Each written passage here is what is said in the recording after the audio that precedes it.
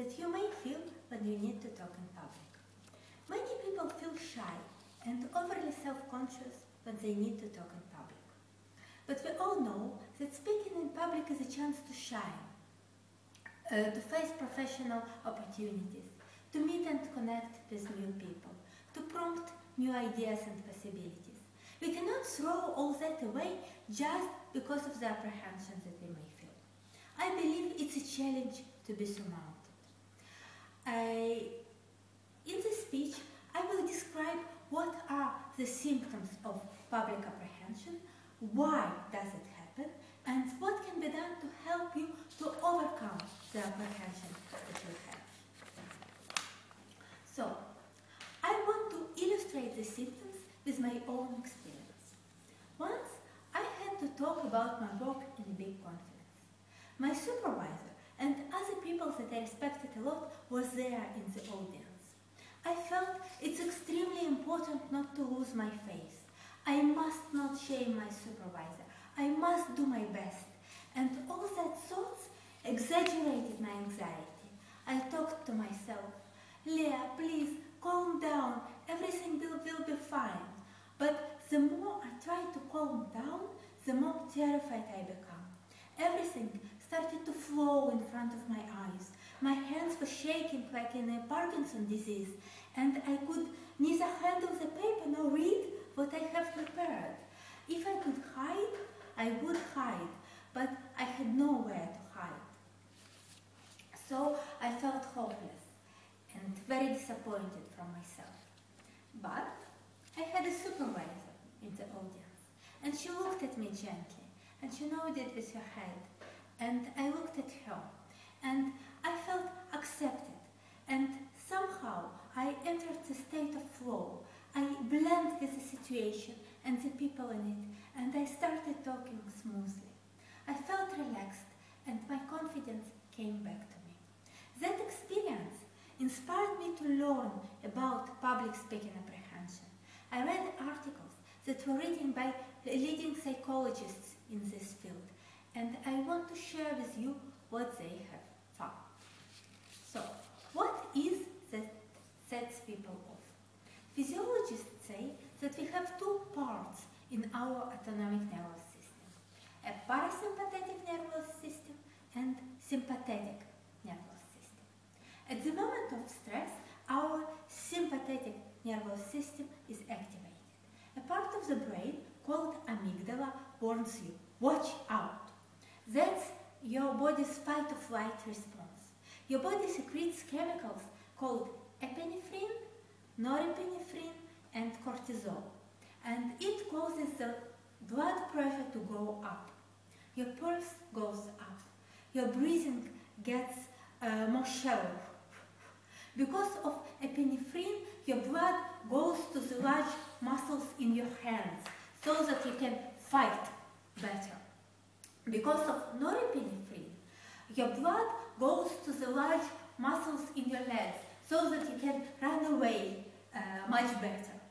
But it's pulling blood from the capillaries in your brain, so you can fight, you can flight, but you cannot think clearly, and you have problems with giving a speech. Our bodies are designed to fight or flight under stress, but we are not designed to think creatively and talk. We have a blackout. Study after study show that the activation of sympathetic nervous system may reduce achievements in IQ tests by the whole standard deviation. Effect size of standard deviation means that ordinary people become mentally retarded and gifted people become ordinary in their performance when they face such a threat. A study that I liked especially shown that it can happen to anybody, even to the most gifted people. For example, no one can suspect that engineer students from Stanford University don't know mathematics. They love mathematics. It's a queen of science. They are great at math. Professor Joshua Aronson and his colleagues divided a big group of engineer students from Stanford randomly into two subgroups. First subgroup were told that they have to take a test in mathematics. Another subgroup was told that scientists want to understand why Asian students get much better grades than white students. Why white students underperform on math exams. So we have two groups. One group thinking they are doing a normal test. Both tests are the same. And another group is thinking they are doing a test that is designed to measure why white people, and they are white, underperform relative to people who came from Asia. So who do you think have done better on this test? Who do you think? As you probably guessed, the students who thought that the test is designed to measure why whites get poor grades than Asians underachieved on the test. They worked much harder, but because of their apprehension, their attempt backfired. So, what can you do? What could they do? What could I do in that situation? As I mentioned earlier, we have two parts in our autonomic nervous system: sympathetic nervous system and parasympathetic nervous system. The parasympathetic nervous system is designed to rebuild our bodies. It's designed to help you in your speech. When your parasympathetic nervous system is activated, you are at your cognitive best. So, how can you activate it? Simple. You activate it with your smile. Stretch that sounds smiling, even a faked smile for about 2 minutes helps you to feel better.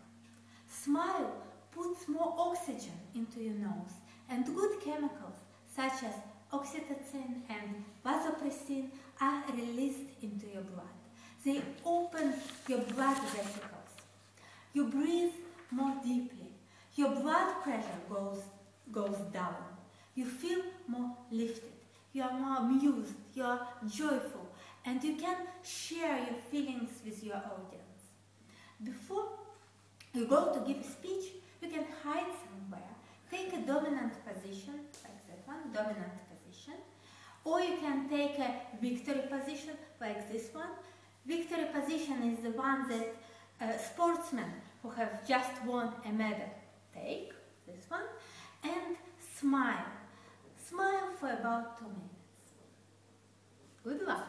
But another way to activate parasympathetic nervous system is to think about a playful child, a child that you love, maybe your child, your niece or your nephew. And if you don't have children, you can think about a kitten or a puppy. Close your eyes and imagine him or her. You are with him and you play with him. And you can try it after you listen to my talk. Try it for about 30 seconds. And I hope you will feel lighter.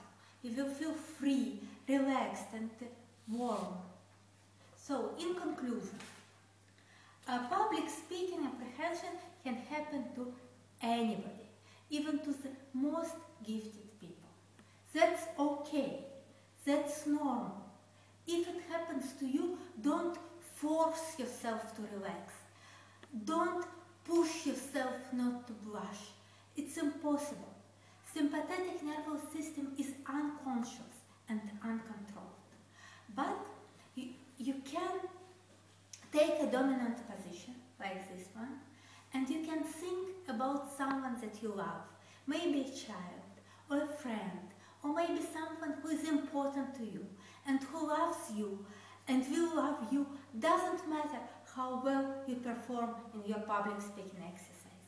And I want to end up with a quote. We would worry less about what others think of us if we knew how seldom